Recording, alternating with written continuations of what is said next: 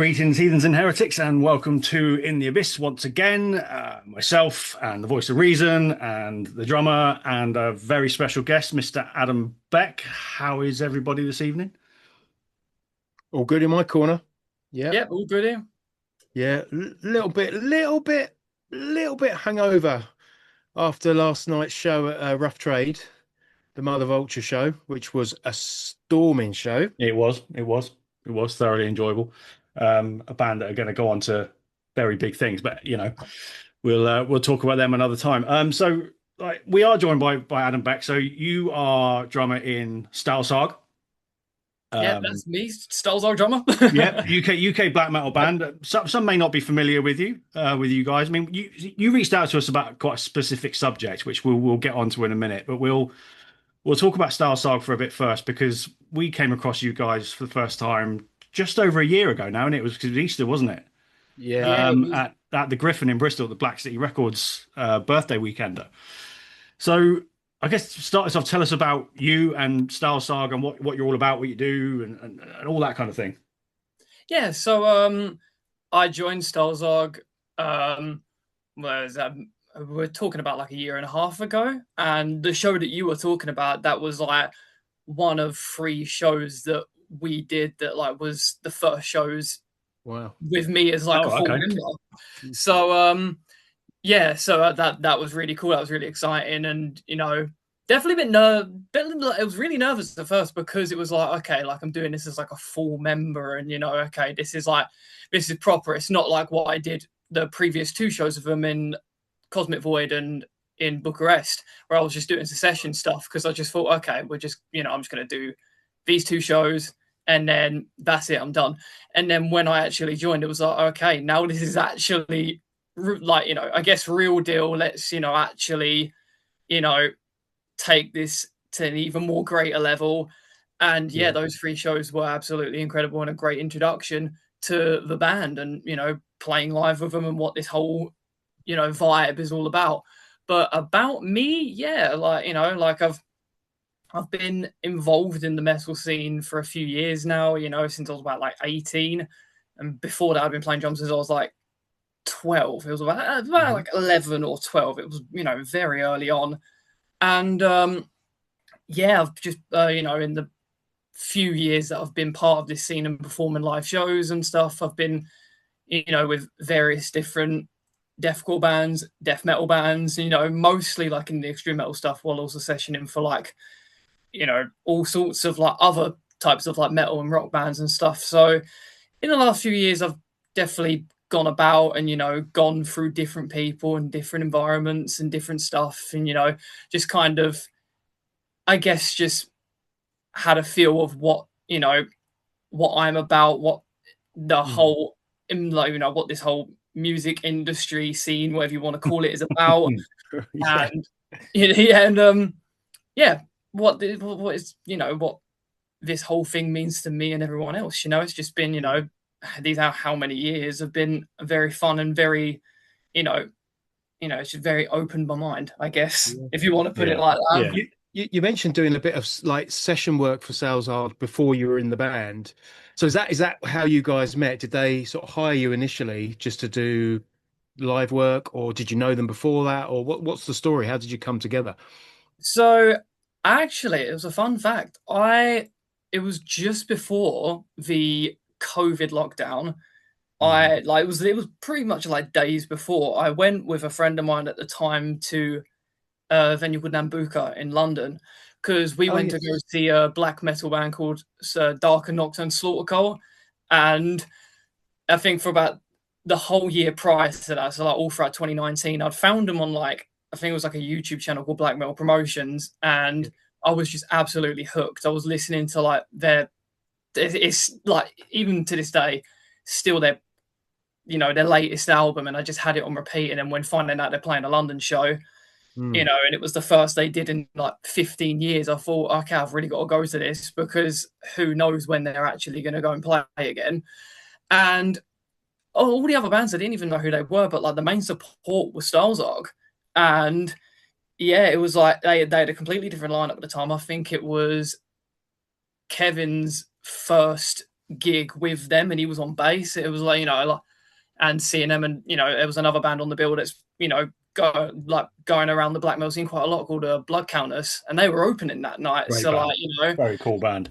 Oh, they're awesome. Yeah. Like I've been speaking to their guitarist a lot about like vinyls and stuff, because we both like collect vinyl records and stuff, and he posts a lot of stuff on Instagram, like all this like death metal, black metal stuff, and I keep swiping up and just going, this is an awesome album, this is so cool, what a great album. But I found all them bands, and I think when COVID hit, I just started listening to a ton of Stahlsarg, and just listening to like the Blood Counters demo and stuff, because it was like, okay, like this is one of my first exposures to this like local metal scene, if you want to put it that way. Yeah. And like all these like really small bands. And then it wasn't until I think it was like right at the end of December 2023, I left the band, and I put online, it was like, I've unfortunately left this band. I want to leave it in 2023 and just start 2024 off completely fresh. And I was putting online, I'm doing session work, I'm going to just do this for a bit. And it was actually Darren who sent me a message, because he was saying that Stahlsarg just need a standing drummer for a couple shows. And I'm like, okay, cool, I'm around for it. What's the show? Yeah, I was just asking him all the info and stuff. And yeah, sends me all that. We, workout day, start working out rehearsal days and stuff. And he sends me all the songs, new songs, what they're playing on the set. And luckily in this situation, because I had pretty much all year to learn their stuff, so I was just spending the entire year just going for it, and I didn't really have a lot of pressure to have a deadline or anything, because I was like, okay, I've got pretty much 6 months realistically to learn this stuff. And it was and then we eventually did these shows, and we're here today, pretty much. The Bristol show was a great one. Because like I said, we didn't really know much about Stahlsarg. We came down for the weekend really, and a bit of a piss up with Black City Records, and to be fair, we were blown away. Your front man was just something else. Just an absolute rabid animal, and in that environment, all on the floor, it was absolutely nuts. Brilliant. Great show. And also one of my favorite memories of that night was just kind of like the sort of the after party afterwards, people milling around in the bar, having drinks and that. And Adam, you were there in full corpse paint, just kind of like just hanging out. It's like, who's that guy? But it was so cool. It was a really good night. Really, really good night. Yeah, it was. That whole night was absolutely hilarious. There was I remember that night going back to our hotel still in that full corpse paint, like whatever time at night. And this was the 420 weekend. So like, Bristol was really active. Yeah. Everyone was still out super stoned and that. And we went to a like kebab shop, and I'm still in the full corpse paint and everything. And I'm walking through like the town centre. And I remember this specifically, and I'm like, it absolutely cracks me up all the time, because I'm walking through like this, all these people, and then someone just just shouts out and just goes, "All right, mate," and just makes that growling noise at me, and I thought, "All right, mate, have a good day," and that was it. And I just carried up. I thought I was in stitches the rest of the walk back to the hotel. It's hilarious. Yeah, that whole I forgot about that as well. We walked through the park, didn't we? To where we were staying, and there must have been 15,000 people in that park. It was half of them were DJs as well. Well, yeah, there was a lot of that, wasn't there? But it was crazy. Yeah, it was crazy. Not awesome. So Adam, did you were you on the Suicide of a God? Is that the last release that Stahlsarg put out? Were you performing on that? No, that was not me. That was their previous drummer, because that came out in 2023. Right. So what's the current sort of state of releases, and what music's out at the moment? So, what, with me or Stahlsarg, or with Stahlsarg? Yeah, with you. You as a band. So yeah, with like any releases with me, it's just it's not out yet. So we've pretty much like super close, and if the camera can see me right now, I'm that close Yeah. to finishing the recording process of that album, and then that's going into like mixing and mastering stuff, and hopefully we'll have that out soon. But that will be the first release with me, and I'm absolutely excited for it, because it's been a long time for me, and probably for like the rest of the guys that are like, put out any form of release. And we've spent like probably coming up to like 2 years writing this album and getting it recorded, and going through the whole process. It's been super fun, and it's I've definitely learned a lot, with them, and actually being in the studio with Scott Atkins, definitely taught me. That was cool.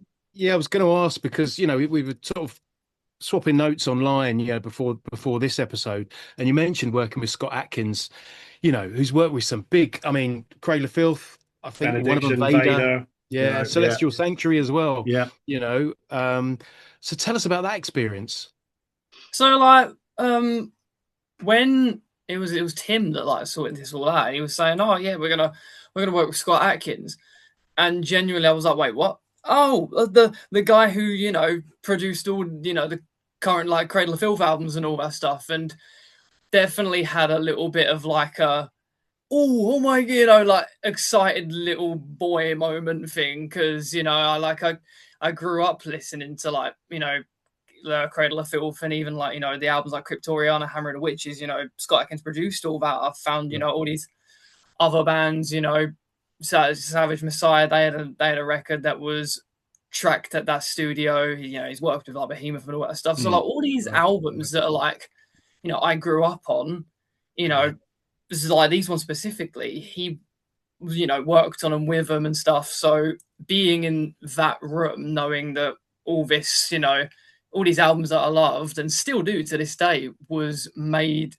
recorded in this room, was, quite a insane moment. I was just like, I'm now in this room, and this is, so it's my drum kit in this drum room and stuff. It's like, what I was like, what is going on here? I just thought like I'm actually like super stoked to be in this room, but like what is going on here? Because this is I did not realize I would be sitting in this room recording an album. Like, okay, that's insane. That's really cool. That's really cool. Well, look, we'll definitely look to check out Stahlsarg again. I mean, I live in Chelmsford in Essex, so I'm not a million miles away from where you guys are based anyway. So at some point we'll definitely have to catch up again. Right. So you reached out to us about quite a specific subject. So I think the best thing to do is to just let you sort of, take us through that to start with, about what it is you want to talk about, and your experiences and all that kind of thing. So what is it that you are with us for today, if that makes sense? That's terrible English. Fucking shocking. You know what I mean? Oh yeah, it's all good. I have my moments too. It's fine.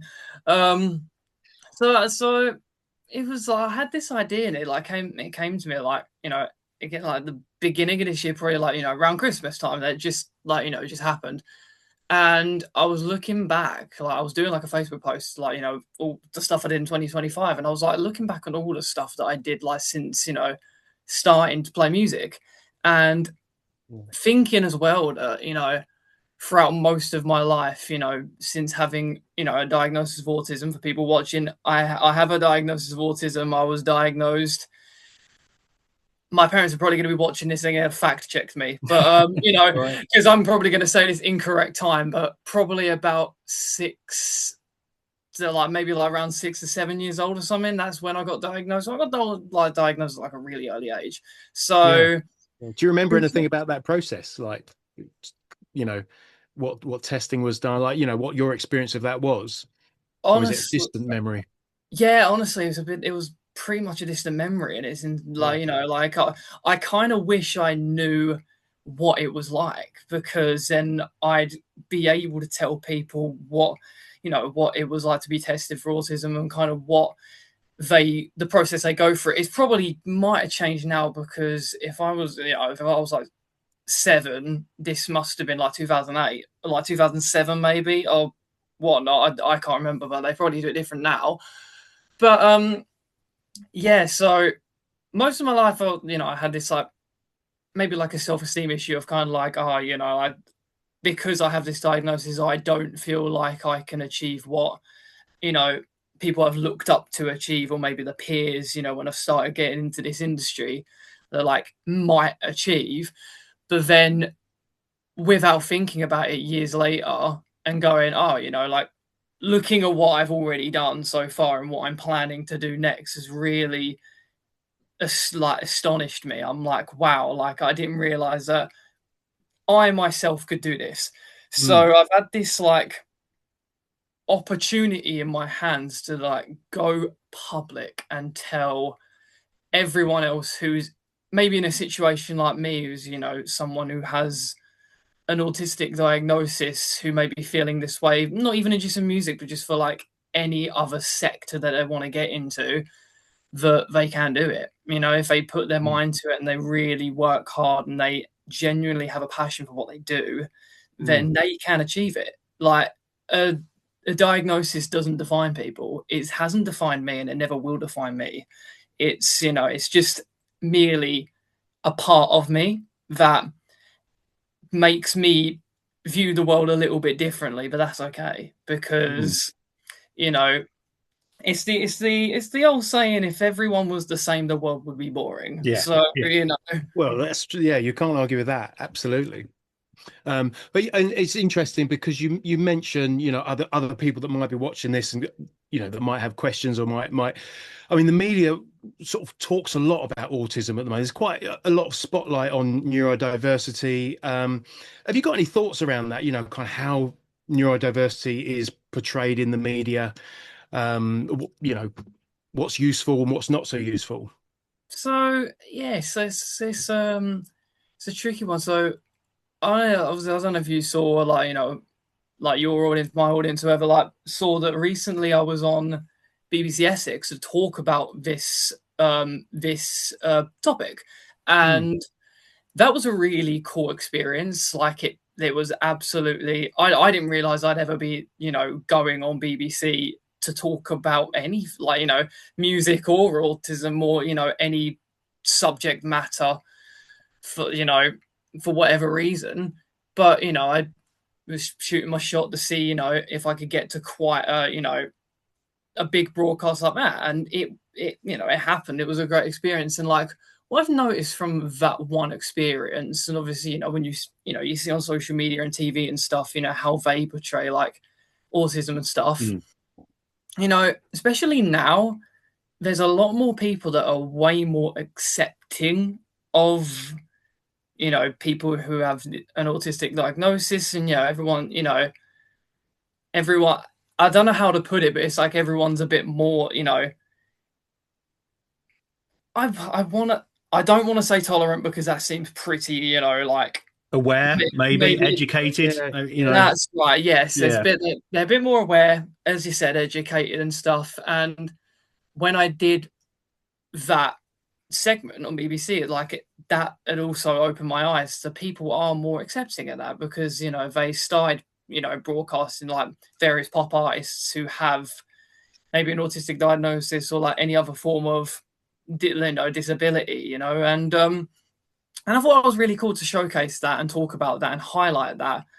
And that really made me sort of be hopeful that, you know, maybe like, you know, the people like, you know, me, for instance, doesn't have to kind of like hide the fact that I have a diagnosis, because I used to do that when I was younger. Like when I told people like I was autistic, I kind of wince and be like, oh yeah, I'm autistic. Just like to like the in that fear, I guess, to, you know, that I didn't want them, you know, to be judged or anything. And like 9 times out of 10, everyone was completely fine with it. So I've noticed there is a higher acceptance. However, like what I've noticed, especially on the media, and I'll be honest from my experience, it's just like that I've noticed there's like an imbalance. We've got like kind of this going on. We've got acceptance that's like really high up, and everyone is like, you know, more educated, but there's understanding, and that's quite lower down. But you know, I understand that the understanding bit can be difficult, because autism is such a broad spectrum. You know, there's so many different traits and there's so many different characteristics, and I get like I can understand it's hard for people to kind of, get a bit confused. There's this bit and that bit, and like all this different stuff, things that go with it. But at the same time, I'm going to be honest and just say, like, there is still an understanding issue that still needs to be discussed. Right. Because So, yeah, as someone, sort of that would consider themselves an advocate, for autism, how would you bridge that gap? What is it about the sort of understanding that what is it you want people to understand, you think would be useful for people to understand? well, it's more a sense like, so I'm so professional since I've got notes here. At least someone else. You're putting us to shame, man. You're putting us to shame. Nah, it's all good. It's all good. I learned that from the BBC experience. I was like, I got no notes and was like choking up. I was like, oh god, okay. But it's like I do, that is a really good question, because it's initially it's how to get people to understand that, someone with autism and their characteristics compared to like someone else's characteristics on the spectrum. And I guess, for starters, and this goes back to the media thing, there's definitely still a lot of stereotypical things that's, circulate and stuff. So, for example, and I've had this in my personal experience as well. It's just, other people say like, oh, you're autistic.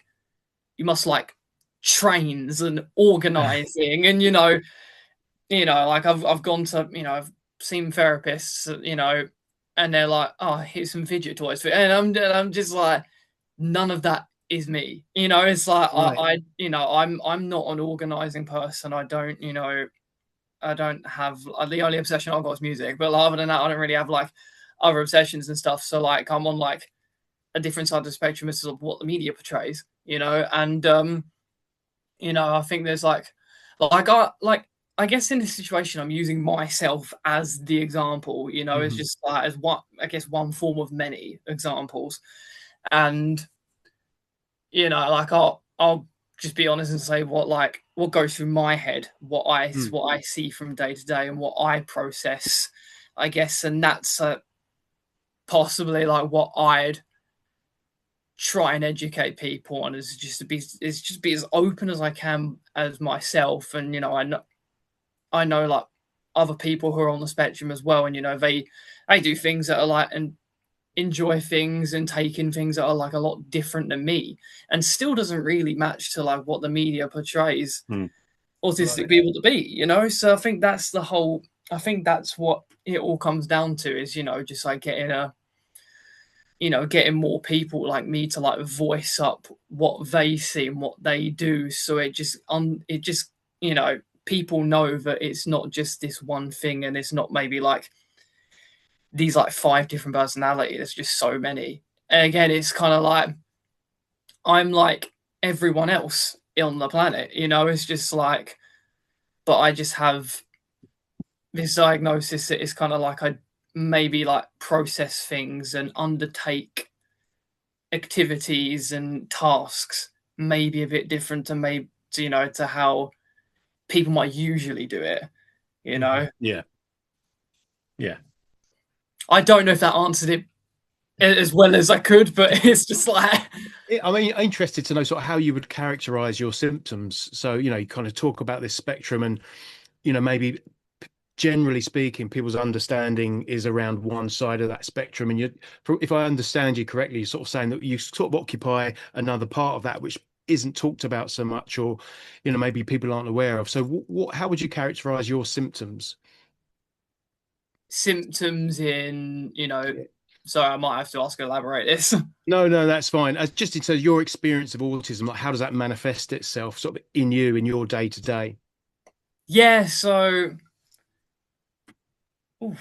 so I'm gonna have to like dig deep and just be like, what do I, what are my characteristics day to day? I think especially in like recent years, it's just been like more I think in recent years, the problem is what I've noticed, like my autism has actually like I've like, like my camera, like I'm noticing I'm saying my autism. I don't mean that in a derogatory way, but so like my characteristics of autism and like my, and like, you know, quite severe anxiety in recent years have just gone like that. They've kind of shifted with each other, and it's kind of in ways intensified my characteristics in the sense of, you know, like I've gripped onto music a lot more than I have done when I was a teenager. And, you know, like I think, you know, I get it, like I say that like I'm not an like I don't organize things, but I do like in a way plan, you know. It's like that weirdly enough, they're like a bit different, you know, like I'm very deorganized, but like if I can plan a day, you know, then I'll try to. And what it is, it's like if the plan goes incorrect, or, you know, like something gets in my way, like, or if I intend to like undertake something or like want to do something and that gets interrupted, I think like it all basically it all comes down to like interruption as such. So like if my day has been like interrupted, like the anxiety starts to increase and they kind of collide together. So then when I try to, again, like cling onto music and stuff and it doesn't like register like it usually does, I kind of like try and go back and force that song to be like, oh, you know, do I not enjoy this song anymore? You know, oh, you know, like what's going on? So it's almost like, while also having this fear of things being interrupted, which I've actually had for like several years, it's almost like, you know, I grip onto the things that I enjoy, but when they're a bit, when they're a bit interrupted and maybe a bit distorted at the time, it, you know, it causes distress. And I'm like, okay, like, you know, I don't know what's going on around me. And then, you know, things around me start becoming like quite overwhelming. So it's, you know, like having to do quite, you know, but, you know, hardwired day-to-day stuff that I usually do just becomes much harder to do because those two things are just kind of interlocked together. And it's like, oh, okay, like, you know, this, you know, this is like harder than it usually is. I mean, it, you know, like, yeah, it's like, again, I apologize, I'm really having to dig deep, but I think in the meantime, like, obviously, like, you know, I'll try and, you know, distance the anxiety a bit and go back to like focusing just like completely on the autism. And I certainly can, like, you know, many years ago, because going back to when I was like a lot younger, it's not so much now, it kind of still is, but it's like I've had like emotional problems all my life. I've just kind of like, I'll be honest, like I've kind of, you know, if someone's upset me, I completely break, cry, you know, all that stuff. You know, at any thing that's made me feel like really uncomfortable. So as a kid, it was just kind of like, you know, like, you know, when I was going to school and it was like, you know, your lunch is packed, like, you know, in a different way. I see it, I'm overwhelmed, or it's like a lesson plan's changed. It was going to be like this. Now I'm overwhelmed. Oh, you know, wow, you know, and, you know, anything involving change, but like back then was like catastrophic to me. And again, like this is like what I'm doing at the moment is basically just completely raw dogging this and just kind of like letting all the information just come back to me. And, you know, thinking about it, it still kind of happens now, you know, like plans change but like what I do now is just try and keep more composed, like, because I know I can. Because it's just kind of like I'll tell myself, it's just like, you know, excuse me, I've got like more like responsibilities now. I'm an old, you know, like 23-year-old man. So it's just kind of like, you know, I've got like stuff to do, bills to pay, and all this stuff. So it's just kind of like a little bit of change, even though it's going to distress me. It's just like I just need to keep pushing. But again, that's where the anxiety comes in, and then it now just like kind of collides. But it's, you know, like anxiety stuff I'm managing pretty well, you know. It's just like, you know, I've seen different therapists and stuff, and, you know, I spoke about it. And, you know, I think also going to like therapy helped me kind of like see my diagnosis more, because previous to that, you know, like, and I mean, I started going to therapy like 2 years ago, so this was recent, you know, and was it before that, you know, what was it? 21 years or something. Like 21 years of my life, I didn't really have a full understanding of myself, you know, in this scenario. So it was these 2 years that really helped me kind of learn. And this is why, like, on this video, like, you're seeing me just sort of stutter a lot and go, because this 2 years have still been kind of fresh, and it's still been completely new knowledge to me that I'm still learning about myself today. Yeah. So I'm having to go back and then fast forward back to, like, you know, today and stuff, and be like, okay, what is it I do? Picking up on stuff. So yeah, learning about myself has still been quite a new thing because of, you know, 2 years of therapy. Wow. I mean, it sounds like an incredibly difficult journey. You mentioned sort of in amongst that, linking that back to something you said near the start, was you started to play drums around about, was it 11, 12 years old? That's right, yeah. So how did that come into your life? Because the other thing I was going to say, sorry, just before you tell us, is, you know, I understand just from talking to you that music is a comfort in amongst all of this for you. You know, it's a very positive force in amongst what's been a very difficult set of years. So talk to me about how drums came into your life first, and say a little bit about that. So like, my family's always been like really into like alternative music, and, you know, really, like, you know, that's how I discovered this type of music. It was from my dad's CD collection. You know, like, I remember, you know, I'd be like, I think I was like 8 or 9, and we'd probably like go on like holidays out into like Europe and stuff. And on the way to the airport, they played Paradise Lost 1 Second in full. And that album along with Slipknot's All Hope Is Gone, Right. Rammstein's Rise, I think I butchered that. But so, like, you know, those like 3 albums, I think, probably as well as like Marilyn Manson, were like gateways. They were like gateways into music. And but I think it was like, at the time, Slipknot was what I clinged on to, because, you know, it was like, wow, okay, like, you know, it, like, as we all know now, it's like Slipknot's a gateway band, you know, it was, like, pretty much. So, like, it was, in, you know, no surprise I clinged on to Slipknot. But yeah, initially, like, maybe about when I was like 10, I initially wanted to learn guitar, because it was like, oh, you know, I want to, you know, Mick Thompson's riffs are like absolutely cool, so I want to try and play that. And then it was like during guitar lessons, it was like, oh, try playing things like a bar chord or something, and I just couldn't get my fingers to like do what they wanted to do, so I just stopped playing guitar. And then I don't know how I remember this, but I was in one of my parents' car, and they had the Heretic Anthem by Slipknot, and it got to that bit where Joey Jordison does the quick double bass, Yeah. and everything just kicks off, and that was it. That was what made me go, okay, I need to play drums now, so I can just play this kind of music. And my first exposure to a drum kit, it's just like a whole different vibe change. My first exposure to a drum kit is when my school did this like production of Bugsy Malone, that 1940s like children's gangster thing, and they had a jazz band that just came in and started playing, and the drummer was like a teacher at a school, and I was expressing that I wanted to start playing drums. So he's like, he just hands me the sticks and goes, okay, you can have a go at this. And then that 2 minutes of just having a go on this jazz kit was just a snare kick and like a hi-hat.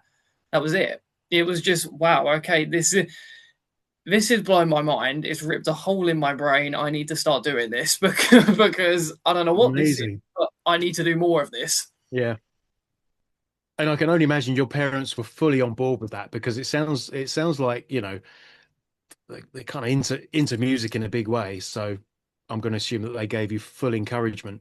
Yeah, they did. Like, they've always been encouraging since day one. They've, like, you know, they've raised me on this music. They've supported me in kind of everything I've wanted to do. You know, like, I'm absolutely like privileged to say like, yeah, like, you know, months after I did that, you know, woke up one Christmas morning and then, you know, it's just a kit has emerged in my room, and then now that was it. It was like it was the start of it. And they were just like, you could just do whatever you want, and they've always been, you know, linking back to the autism, like immediately, you know, at the beginning of this episode, it's just like they've always told me that I could do whatever I wanted in life. So they've always been that encouraging voice and that push to get me to do whatever I wanted to do, no matter what it is. That's fantastic. That's really and you know, you're still a young man. So I'm just thinking, you know, you're talking about the beginnings of playing the drums. I mean, that's really only what, 10 years ago? A little longer than that. So how soon, I should say, was it that you were doing session work and live work and all the stuff that you're involved in now? When did that start? Yeah, so the session work started. It was like in the months leading to me leaving my first band, because you know, like I joined my first band when I was like 15, and you know, we were initially just making, you know, Misfits rip-off songs until we got our first vocalist, and it was like, okay, he's showing us Chelsea Grin and Violet is Murder, and now we want to become deathcore. So it was like seven strings and China cymbals, you know. And so I'm 16 trying to learn how to blast with all arm motion. So I'm doing all this, you know, and going, guys, my arm hurts. But yeah, so I was in that band for like 5 years until I left and was like, okay, I want to give a shot at this session drumming stuff. Okay, let's give that a go. And my first time doing that, I remember was like, you know, it was like two like small like local bands like Basildon based bands. One of which I'll shout them out. I don't know if they're still active, but Chemiqueen, shout out. You know, Queen, yeah. They where we put on shows at Radio City. I think they've played there in Chelmsford a couple of times, I believe. So yeah, they're awesome. You know what I mean? Like lovely people, and they gave me the opportunity to like fill in for 2 shows. I think it was Southend and Sheffield. While I think I might be mistaken, the drummer was like recovering from something. I think it was an injury, and so I just filled in for these 2 shows, and that was a lot of fun. It was just I think it was really cool to like try a different form of like alternative music, because I'd only really been used to playing deathcore and like just blast beat sort of music. So doing something that was a bit more on the rock side, slightly more progressive, was actually kind of cool. I was just experimenting with all these different like time signatures, because I think they were like, well, they were like, oh, we'll write in like 5/4 and 7/8 and stuff, and I was just like, my breakdown brain just really needs to like start getting more wrinkly and stop de-smoothing itself. Wow. Let's steer this back to sort of like the metal scene, really, because so you're in your early 20s, we're all pushing 50, some are, you know, pushing closer than others. And heavy metal through the ages, right? You know, you go back to the 70s, 80s, and probably the early 90s. Heavy metal was all knuckle dragging idiots and fucking throwing bottles of piss at each other and all that. And as time has gone on, the good old days, you mean? Yeah, the good old days. Yeah. My brother once told me a story about being at Donington back in the late 80s and standing there watching a band and could feel warmth down the back of his leg, and he just turned around and there's just somebody pissing down the back of his leg. So yeah, I wouldn't really call it the good old days, but no, either way. I'm being cheeky. But as time's gone on, you know, heavy metal is a tribe, isn't it? We all know that it's the tribe of the outsider and people who feel alone in other walks of life and in the normal walk of life, if you want to call it that way. We all come together, whether it's festivals, gigs, all that kind of thing. So from your experience, you know, with autism, how do you find that within the metal scene? Because do you meet other people that have similar experiences or anything like that? What can you tell us about how the metal scene interacts with autism? Luckily, with the metal scene, it's been pretty positive, you know. Yeah. Like I've, you know, been like, you know, when starting out bands and stuff like I know I'm 23, but like I'm gonna say early on, you know, and like going to see, you know, bands like Parkway Drive and Architects at the Alley Pally and stuff. And I think at the time when I was seeing them for like the first couple of times, I was like 16, so I was still in like year 11 doing GCSEs, and so when I was in school, I didn't really like, the only people I knew was the ones in school, and but like being an emo kid, long hair and listening to like Pierce the Veil and like growing up on that, proper like scene music and stuff, eyeliner from a night, you could obviously tell what was happening there. So I didn't like have a lot of experience trying to meet people kind of like me, like I got on with a few people at school, like I'm not gonna disregard that, but I think it was just like there wasn't people that had the similar taste to me. So like when in school, it was a bit, it felt a bit like an outsider, like like I'm not really meant to be in this circle of people.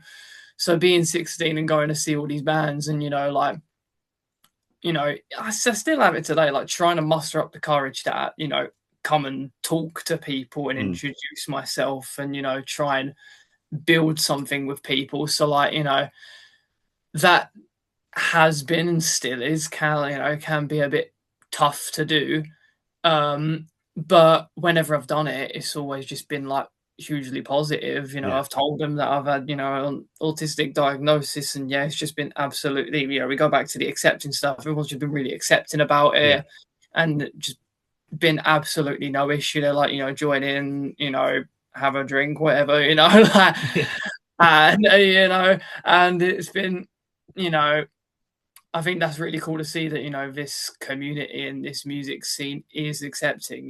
There's no sign of prejudice, or there's no like outcast or anything, because we've all at some point in our life had been poked fun at for listening to like screamy music and stuff. So like the last thing any of us would ever want to do is to poke fun at someone else for whatever reason that may be.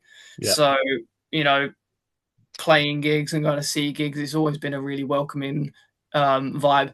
Even when I felt at times it's just like can be tough to do, even playing gigs. It's like we were talking about our Bristol show, and like like those 3 days was a lot of fun, but was tough, because it weren't even it weren't even just in the sense of like I for some reason had this slight pressure to do good on these 3 gigs, because it was like the first few shows with Stahlsarg, but because I knew those guys knew like a lot more people, when we did Helgies in London and all that, like all these shows, I wanted to go out there and make a good impression. So I was just kind of like, I needed to just sort of try and mask my diagnosis and try and fit into everyone else. And that did get overwhelming at times. And in my brain, I was just like that. What am I doing? Oh, what am I doing? And actually like freaking out, and like internally, I'm like freaking out, but like trying to keep it composed and stuff, until we get back to our hotel room, and I'm just absolutely chilling out. Because like that Bristol show, when we did Helgies and stuff, I remember like, and no one saw this, but it's like I'm pretty much like my heart's beating like proper fast, my head's going, and stuff, but like trying to keep absolutely composed, because I'm like just try not to seem overwhelmed, try not to let the masks slip, despite knowing that this community is super welcoming and they wouldn't mind, because it was like, okay, we're doing shows and we're just trying to have a good time. It was just like, okay, I need to just try to be as social as I humanly can without seeming like I'm getting incredibly overwhelmed by it. So I'm just there like, veiny head and stuff, like just try not to break. And those situations can just get really, they can be a struggle. So I mean, that sounds intense. I mean, in the notes we shared before we met this evening, you talked about drumming being like regulation, like not just a performance, but it's also kind of it. So I'm assuming in those moments, once you're behind the kit, does that help in any way? Does it alleviate the anxiety or some of that sort, all that stuff you've just described going on? The drumming, as I understand it, helps. Yeah, that helps like loads. Like playing shows and like practicing drums and just doing anything related to music is a huge regulation for me. It really does regulate the mind and it regulates my body. It's just because, like all drummers say, drumming is pretty much an exercise, and I already go to like gym regularly, so I'm just doing exercising every day. But it's just like Right. I use it as a form of like just trying to regulate my emotions and my mental health, and just trying to kind of remind myself that there is a reason why I do this, and it's because I love to do it. And it's always kind of telling myself not to like stick with it, because that sounds like it's kind of like a burden. It's not. It's kind of like I always remind myself that this there's a reason to do it. It's my passion. It's like I've loved this since I was a kid, and I still do now. And it's to kind of like bring me back to ground. And like especially when we play shows, and for me, like most of the time, that's already quite a huge can be overwhelming like environments. Again, buying the kit and showing people what I do and what Stahlsarg does really does regulate every core part of me, and also it gives me that boost of confidence in the sense of so like the newer songs that we play, it's like I wrote this with these guys. That's so cool. This is why I do it, to go out and just show not just but the collective 5 of us, it's our artwork.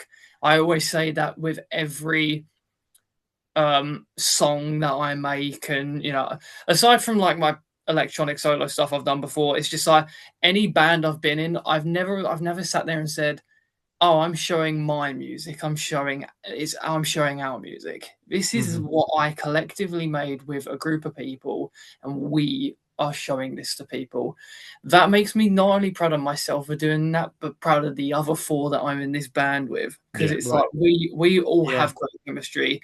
We all come together to do this. And also, like, again, I'm going to briefly shout out them, because they, out of all the bands I've been in, they've been the most understanding and the most accepting, especially like just all of them as a collective. And as well, we sometimes bring out you've met Becky, right? John's fiance, the one with the camera. She briefly remember that. She comes out to some of the shows with us when she can. Sometimes it's a bit tricky with the Europe one, because we all just squeeze in the car and go. But even the glamour of touring, eh? I do get flashbacks to the recent 12-hour drive from Ipswich to Saarbrücken in Germany, going all the way through France, and I was just like, my legs, ow, you're putting your elbow in my neck, but all them, including when Becky comes out with us and stuff, they've just all been like they've been incredible from start to present, and it's just we're all this one big, just like a group community, whatever the word is to describe what we are is just like really gives me a lot of confidence and a lot of like again, we go back to the reminding, this is why I do this, and this is why I'm so glad to do this. It's just like when we were talking about the anxiety with gigs and stuff, having all those people beside me is really like definitely makes me feel less anxious and a lot less tense to really go ahead and do this.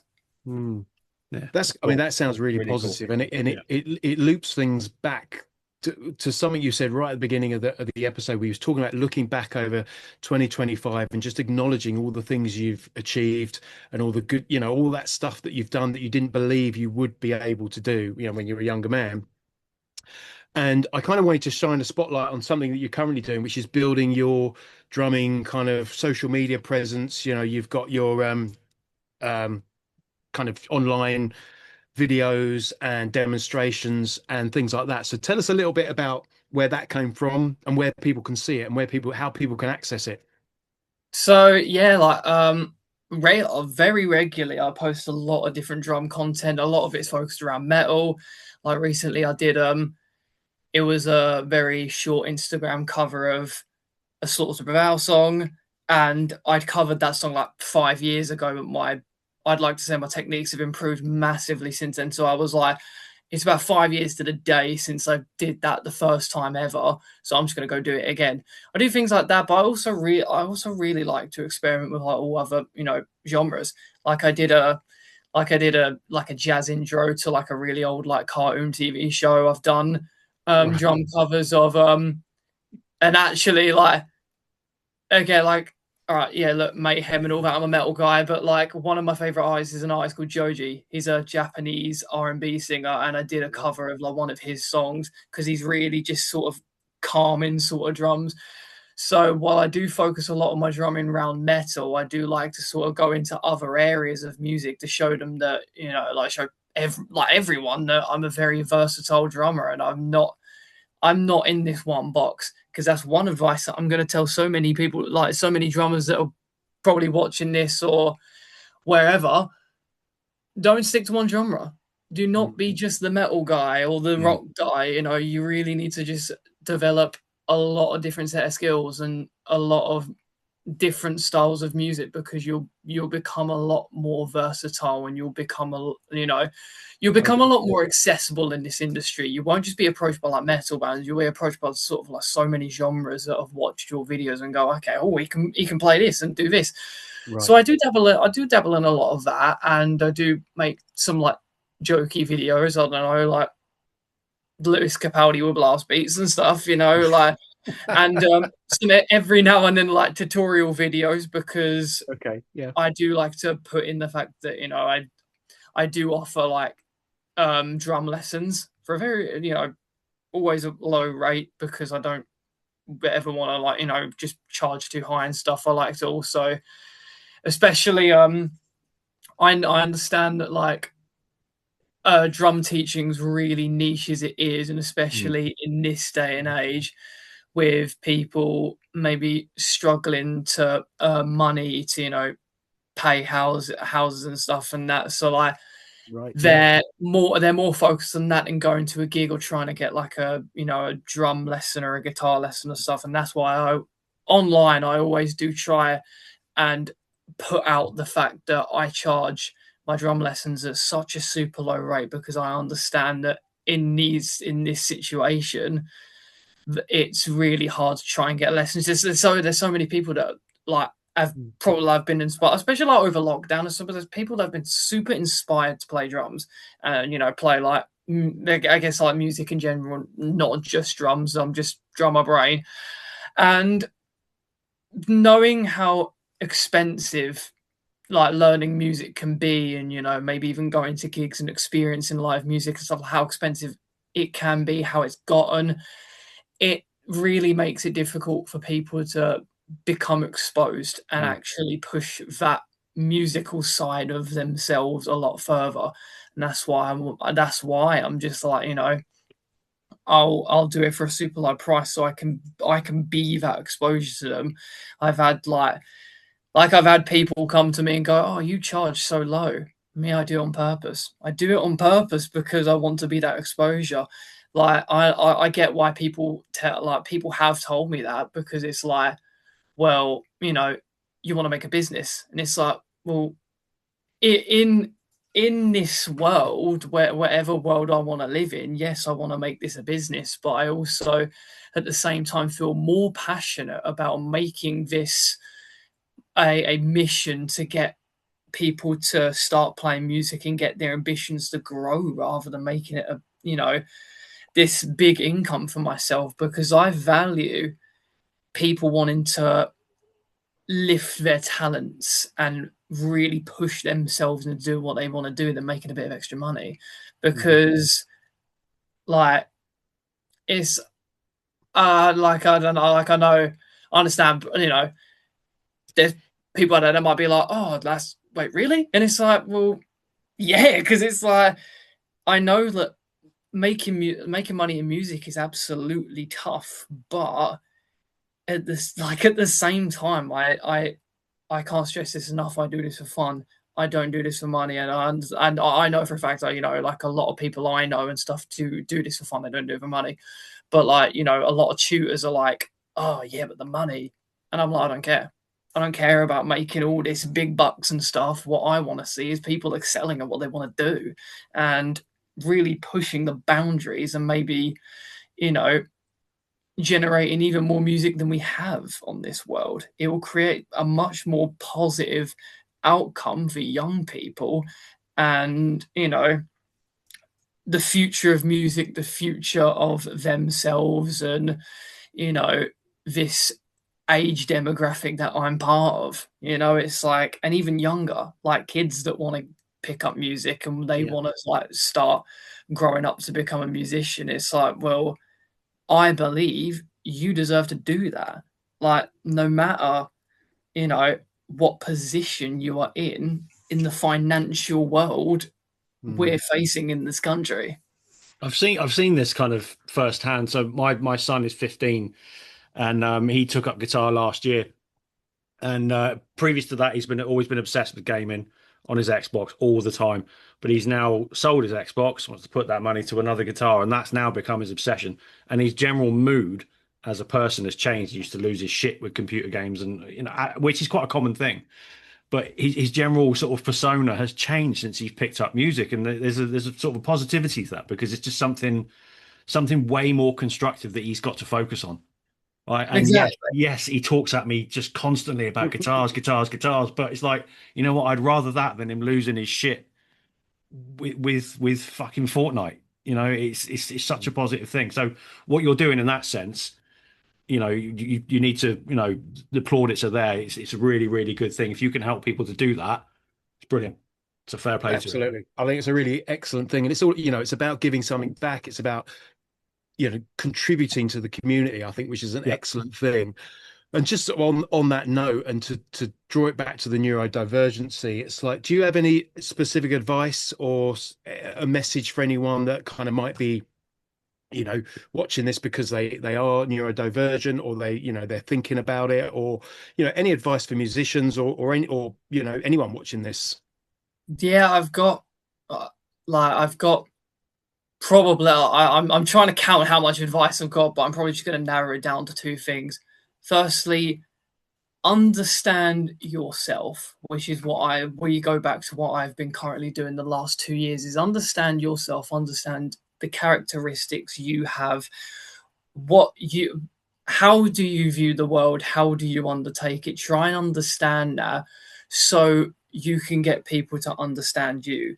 You can, maybe in the music world, when you go to work or whatever, like, if you know how you view the world and how you do things, and what maybe overwhelms you, and you know what makes you a bit uncomfortable, what is going to make you more comfortable with navigating not just this industry or this scene, but the world, your life.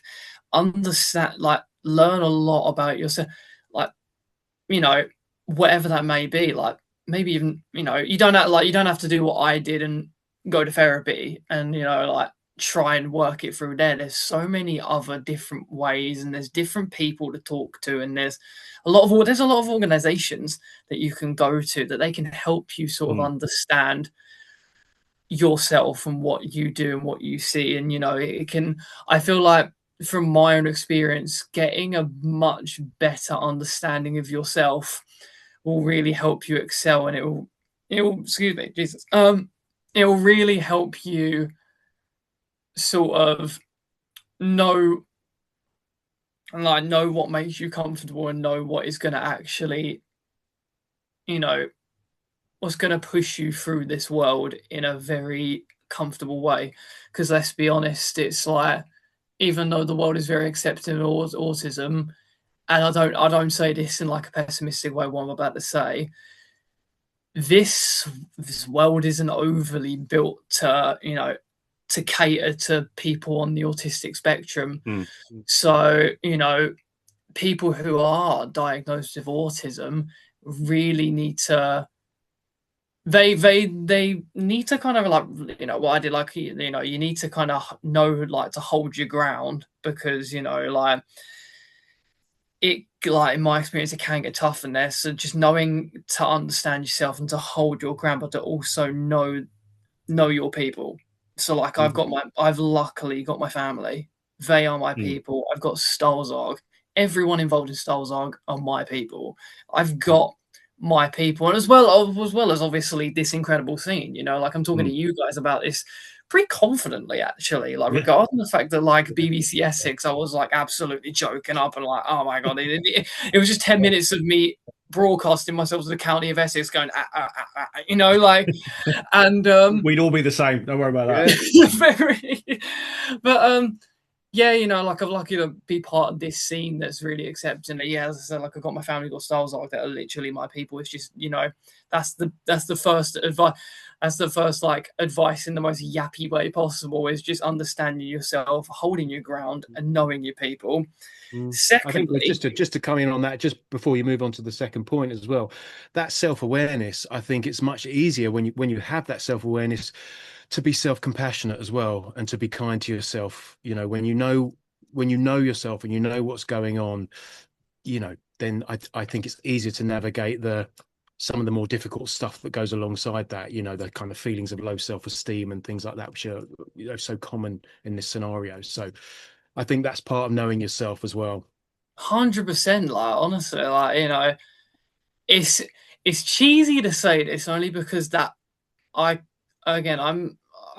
like, I'd like to say I've got, like, a huge musical palette, but at the same time, you know, I don't really know who sung this, but it is to love yourself. It's so, and again, people are gonna go, that's really cheesy, but it's so true. You got to pretty much love yourself and be kind to yourself. And it's like, you know, like, I could have really bad days, you know, like, you know, like, because things have been overwhelming, and, you know, again, like, I'll go back to trying to grip on the things that I'm passionate about, but it's just not really clicking. And I kick myself about it. I'm like, why can't I do it? It's me, it's me, it's me. And I just start, like, blaming myself. But then, yeah, as you said, it's like just being kind to yourself and loving yourself, loving who you are, and just giving yourself that credit that, you know, you've really just got to, you know, give yourself a break, and, you know, just, like, cut yourself some slack, basically. Like, you know, that's pretty much it. I don't think I can really elaborate that further. It's just, it's a two-worded huge statement: be kind. You know, it's. Yeah, I mean, so, and I should apologize because I interrupted you there, and you're about to move on to your second piece of advice. Honestly, no, that's all good, because, you know, you saying, you know, just being kind to yourself, that, yeah, that was adding something that, in all honesty, that was one thing I forgot, which I don't know, you know, wow. Okay, but, like, but yeah, that was really cool of you to chime in, because, yeah, otherwise I'd have forgot that. And that was really cool to kind of, you know, put that one out there. But yeah, that was cool. And the second one, again, it's another cheesy thing, but just be yourself. You know, it's just like, who you are is exactly who you are, and you should not be ashamed of that.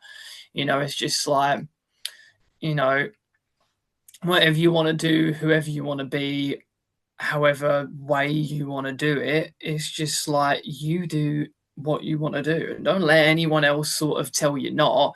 If people are telling you not to do it, then they really need to look at themselves. I'll be very honest, because it's like, if they're stomping on other people's, you know, ambitions and characteristics, and, you know, their personality, for whatever reason, then they need to look at themselves, because and ask themselves, why are they doing that? Why do they feel the need to have to tear down someone else because their personality and their traits are different to them? It doesn't matter. It's just, we go back to the saying, it's if everyone was different, the world will be boring. So it's like, everyone's just got to be themselves, love themselves, be kind to themselves, and just fully embrace and understand who they are.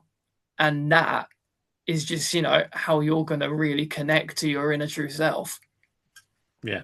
No, I think the way we look at it, we pretty much just scratched the surface with this. So I think what we do is we'll open it up to some comments. If anybody wants got anything to say, anybody's got questions, anything like that, put it in the comments below on YouTube and you know on social media as well. Adam, what's your Instagram account? So my Instagram handle is at it's Adam Beck Drums. So that's at it's Adam Beck Drums. I don't know why I did that twice, because we're not on like a TV advertisement or like a radio broadcast or something. I don't know why I did that. Ignore me, but yeah. It was important enough. It was important enough to have two mentions. Yeah, I almost did a third one there, but there you go. We'll leave it at two. Yeah, again, if anyone wants watching this, you know, as you were saying, questions, comment below. Come to me on Instagram if you have any questions. Yeah. Regarding, you know, autism, music, I'll be happy to answer, because as you said, there's, you know, we just scratched the surface, and I feel like myself, I've definitely got a lot more to do with this, knowing, you know, I've you know, now got the confidence to talk about this. I'd like to just talk about this to as much people as I can, so it gets the word out even further. Yeah, and we'll, you know, we're happy to be a part of that as well. So, you know, I think we undoubtedly we will do this again, and we will tap into a different aspect of it. And you know, if it helps people, like I just said, if you've got questions, anything like that, chuck it in the comments below here, and we can obviously pass them on to Adam as well. So yeah, Adam, thanks for coming on. It's been absolutely fantastic talking to you. It's been brilliant. Really enjoyed it. And yeah, I think we need to do it again at some point. Totally, honestly, thank you guys.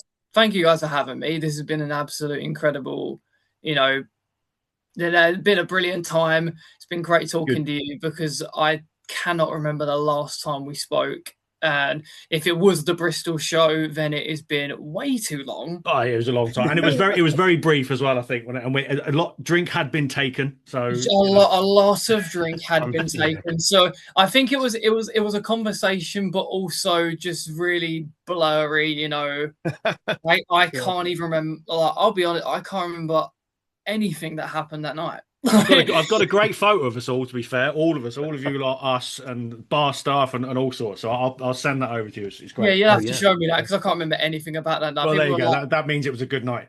Oh yeah, people were like, oh yeah, remember this, remember that from like that Bristol show. No, I don't. I don't remember anything. I woke up the next day and was getting like, because obviously all of them are like Norfolk, Suffolk, and that, and I'm like down South Essex. So. Right. You know, I was like, okay, well, yeah, I was just like, all you got to do is drop me at, I think it was, where was it? It was like somewhere it was somewhere in like West London. I think it was, what's that place? It begins with an S. It's like it's near Reading, basically. But we're just we're just gonna say Joey's the navigator. He normally knows. I ain't got a fucking clue. Names and places, names, Slough, I don't know. But I think also, because you're Essex-based as well, you can get yourself up to Chelmsford and come to Radio City Social and come and check out, you know, the shows. We've got Wolf Bastard in a couple of weeks on the 28th. So, you know, if you're around, come up and check it out. Yeah, I saw that. I saw you got Wolf Bastard and you've got Axe as well. Shout out Axe. They're incredible. So, really cool, you know, like, I'm shouting out people, but I like that. So, yeah, I saw Axe in there and I was like, oh, Axe in Essex. Great. I need to see that. That's awesome. Essex. Essex, and just a final shout out to Stahlsarg. That was my next point. Yeah. You know, incredible band. We were so impressed down in Bristol. You've got new music in the cans, so you're going to be springing into action soon, no doubt. Very soon, as I said. Like I think at the start of this, we're back playing shows starting next month, and I'm absolutely excited. We haven't played a gig since November. We're in March now. It's been November. I'm itching to go back out there. I'm like, when does this show happen? Wicked. Well, go check them out live, because they are fucking absolutely phenomenal. So there you go. Right, that's it. Thanks again for watching. Like I said, you got any questions, anything you want to say, chuck it in the comments below, and we can pass it on to Adam. And like I said, we'll probably do this again at some point anyway. So keep the conversation going. Yeah, absolutely. So thanks for watching. Thanks for listening. Stay metal. See you soon.